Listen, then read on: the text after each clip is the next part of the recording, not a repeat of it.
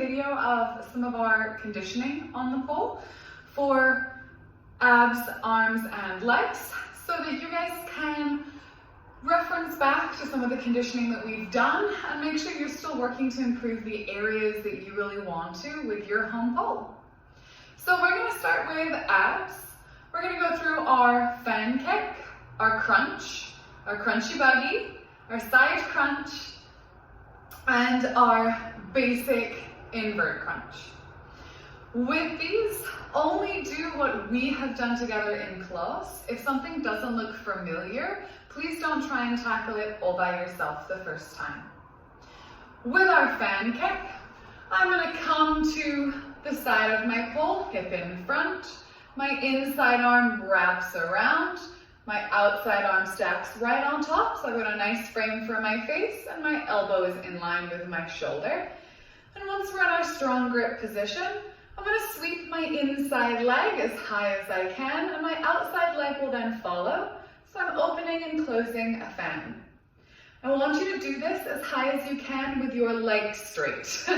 If your legs bend, lower your height and train from there until you can build height with those nice straight legs. So I can start with a little fan kick, up on my toes, nice gentle feet. If you're coming down real loud, change the height that you're aiming at the top of your arc.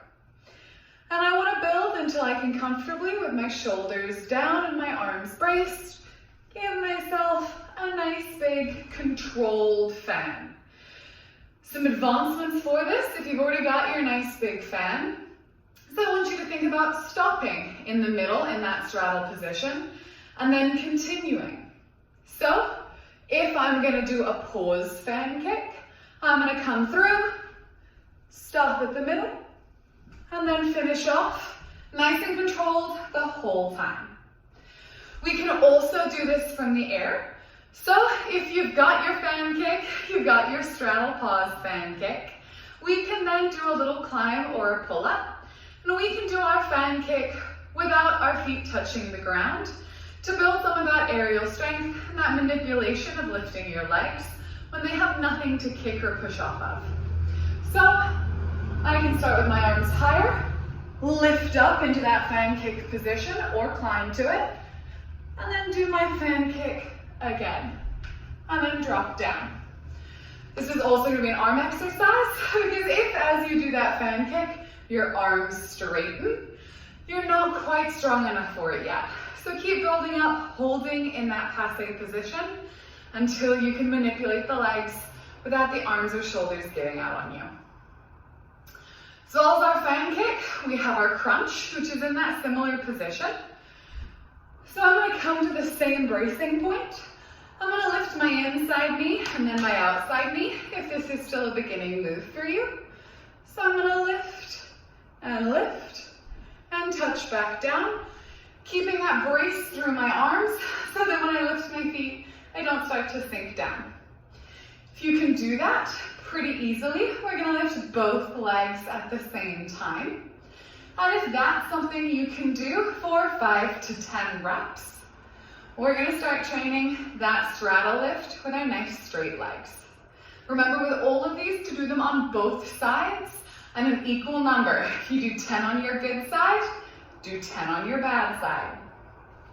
So I'm going to lift both knees once again from my toes, no jump, thinking about really crunching from the abs and tilting the hips up towards the sky. Good, nice gentle touch down. You can come up and then come down nice and slow so you know you're in control the whole time. If we can already do those, we're going to start incorporating those straddles. Once again, only lift as high as you can with straight legs. If your knees are bending, imagine you have toothpicks behind them or wooden spoons to keep those knees nice and straight. So in my, I'll switch sides. In my straddle, in my strong grip position, and nice straight legs, lifting up and coming back down. Once again, if you're doing straddles on one side, do them on the other side, even if they're not as high. Our next version of ab work is going to be our crunchy buggies. So with our crunchy buggies, we're thinking about lifting those knees to the chest and starting to extend the arms backwards, shoulders still squeezed together, so that we're prepping towards our invert. This is not a full inversion yet. I don't want you to hook the pole or anything. Knees are going to stay nice and locked into the body. We're just working on that little hip drive up at the end. My ending position for this should have my shoulders and hips in the same plane, not at a significant angle one way or the other. So in that strong grip position, I'm going to lift the knees and straighten the arms, driving the shoulders back. Nice straight line here, and come back down. Only work on our crunchy buggy if you have already conquered our fan kicks, our crunches, our advanced crunches, and we've started working on these together in class. Our next set of abs is going to be our side crunches. So with these, I'm hooking my inside leg, nice and high, driving the hips forward so that my heel is close to my glute as opposed to being visible on the other side of the pole. And then I'm going to drop down and drive up. I want to keep the hips squeezed forwards the whole time. And I want to start with this outside leg planted still under my hip. And if it feels easy, go ahead and keep walking that leg in until it can touch the pole, and you can drive down and pull back up. Do these on both sides. Start with 5, build to 10. And our last conditioning exercise, if you are already at your invert, we have already done inverts together, and you're working on more advanced inverted tricks like our Gemini or our Scorpio, I want you to work on our slow and controlled straddle invert. So either from crunchy buggy or with your legs straight the whole time, we're going to come to our full invert, doing our best to get upside down and bring our feet back to the ground, slow and controlled, and without touching the pole with our feet. So for those of you who have your safety toe, it's a bit of a habit now to grab the pole and push you over. I want you to do this from crunchy buggy, coming up, nice even hips and shoulders, and then straightening those legs and dropping back down out of it. If it's too hard to do it with your legs straight as you come down, go ahead and crunch them back up to the body. What I want is slow and controlled, more than I want you to just whip 5 of these out. These are really easy to do wrong or to do in an easier way so that they're not as challenging for you. So, nice and slow, I'm going to come to my crunchy buggy. I'm going to straighten my legs, and then I'm going to crunch them back and drop down to my toes, nice and quiet. If we're doing this with straight legs, I'm going to do my straight leg crunch up and over, drive through, and straight legs back down. If you're working on one side, try it on the other side so we can be nice and even. So we're going to move from our ab work into our arms, and then we'll finish off with legs because I have to put shorts on.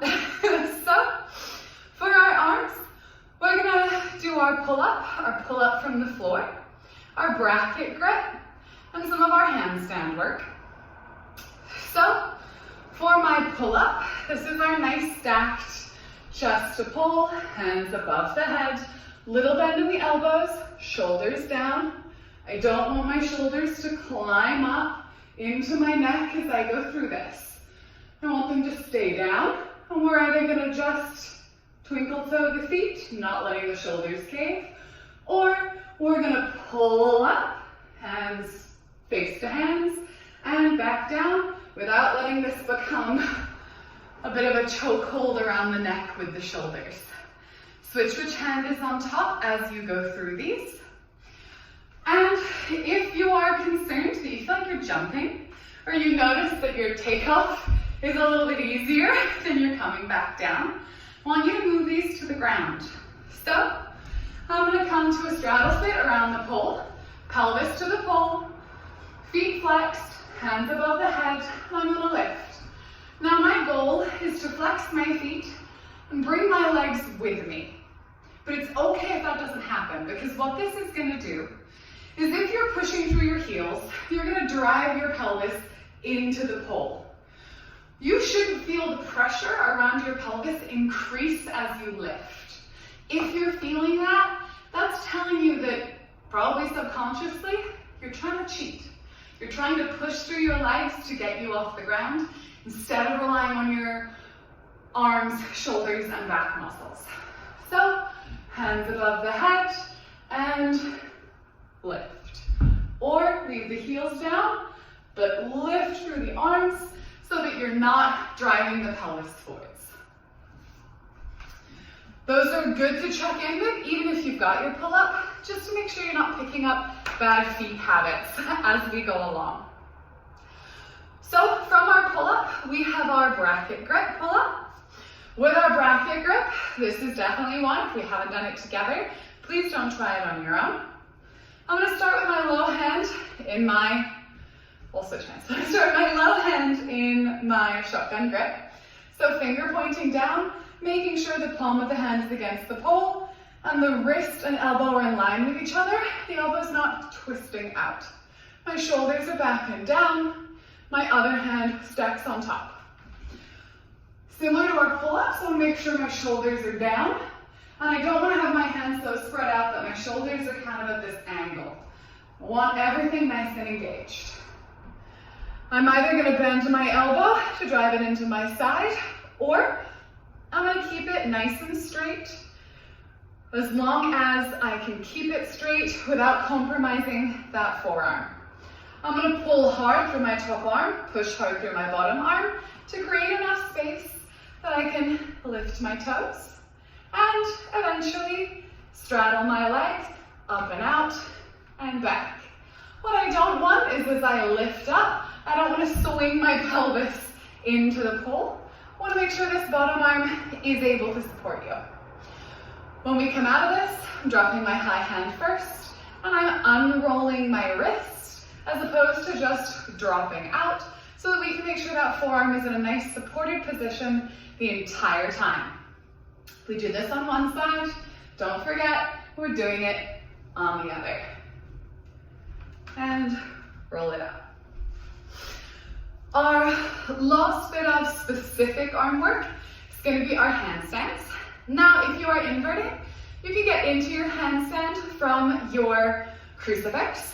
If you are not inverting yet, then I'd like you to either use your pole or the wall.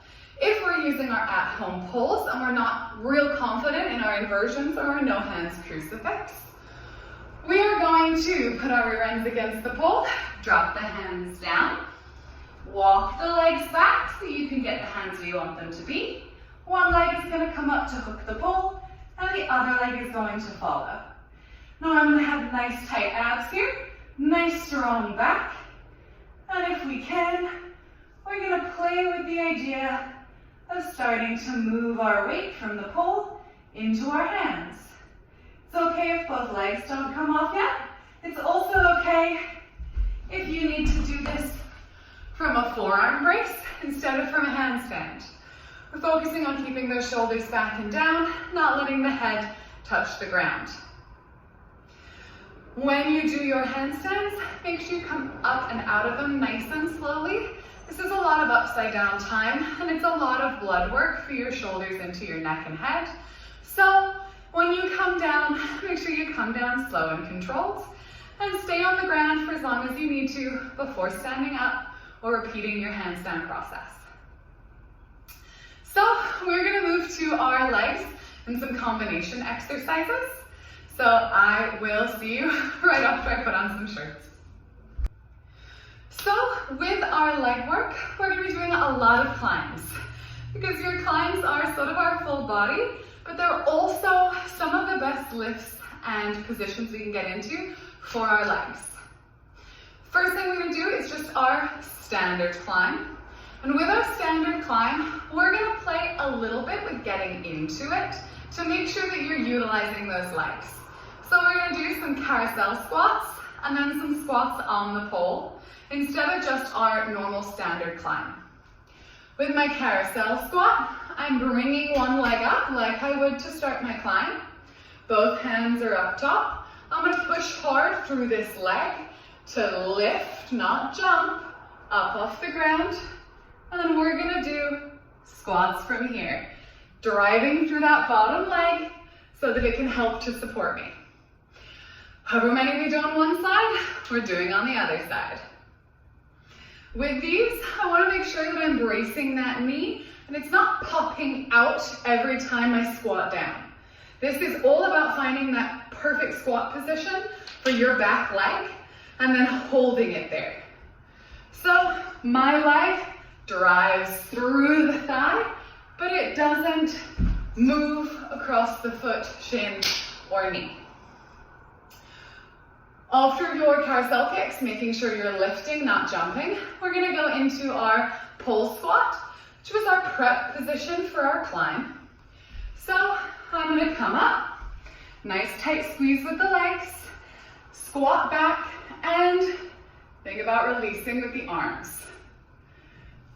Unlike our squats on the ground, I still want to keep that chest forwards. It's okay if the chest makes contact with the pole. I'd rather have you lean forwards than try upright or leaning back and tip yourself off the pole. With these squats, these are not necessarily an up and down movement. It's going to be a static hold. And I want you to hold for 3 to 5 deep breaths and then build that up to 10 deep breaths a minute. If you do it on one side, make sure you do it on the other side. The other climb exercise that you can work on is our side climb. With this, we're mainly focusing on continuing to desensitize that skin behind the knee and not letting it regress back to where it was before we started. Inside arm is high, inside leg hooks like I'm gonna do my side crunches. And then I'm gonna drive this back leg up to the pole, front of my ankle against the back of the knee. And I'm gonna stand up, really pushing through those legs. My arms are there for balance. They're not there to do a whole lot of heavy lifting. So, lifting that back leg, not jumping, and driving up. Good. And re-hooking and driving.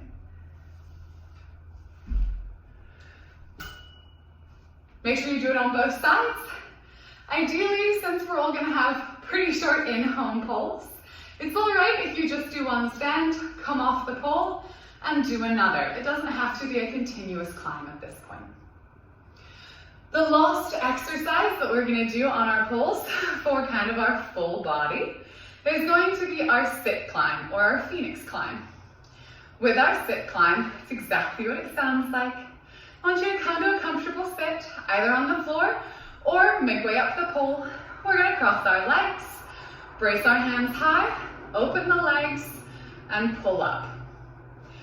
These are difficult, they are very challenging. I encourage you from the beginning to start midway up the pole because it does feel a little bit better and more like you're getting somewhere versus starting on the ground. That first hard pull to get yourself up off the ground can be very difficult and kind of disheartening. So, starting from your midway point, I'm just gonna straddle up to my sit, lift my hands high, open my legs, and pull up. Take a break with your sit, that's why it's here. Walk those arms up, and again. Very good. You can also reverse engineer this, lowering yourself back down the pole, nice and controlled, until you come back to the ground. As you climb, you can switch which hand and which leg is on top, or you can do it all on one side and then all on the other. I hope this helps. If you have any questions about any of these moves, or you're trying them at home and they don't feel the same way they did in class, please feel free to let me know next time I see you.